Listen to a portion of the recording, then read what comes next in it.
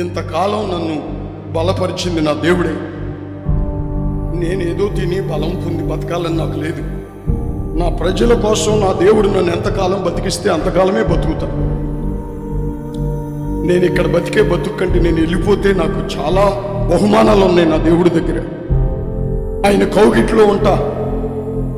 ఆయన్ని చూసి, ఆయన్ని విశ్వాసంతో చూసే ప్రతి సందేశంలో కన్నీళ్ళు వస్తున్నాయి కృతజ్ఞతతో. మరి ఆయన కౌగిట్లో ఉంటే ఇంకెంత కన్నీళ్ళు వస్తాయి. ఆయన స్వహస్తాలతో నా కన్నీళ్లు తుడుస్తాడు. ఇంకెందుకు? ఇగో నువ్వు ఏడ్చిన కన్నీళ్ళు గుడ్డిలో చూడు, దాచిపెట్టాను, నీకొద్దు, ఆనందంగా ఉండని చెబుతాడు నా ప్రభు. అలాంటి చోటుకి వెళ్ళటానికి నేను సిద్ధంగా ఉన్నా. నా బలం నా దేవుడే, నా క్షేమం నా దేవుడే, నా సంఘానికి ఆధారం నా దేవుడే. ఆయనే అత్యున్నత సింహాసనాసీనుడై కూర్చుని ఉంటాడు, బోధిస్తూ ఉంటాడు, స్వస్థపరుస్తాడు, మీ మీద చేతులు ఉంచుతాడు.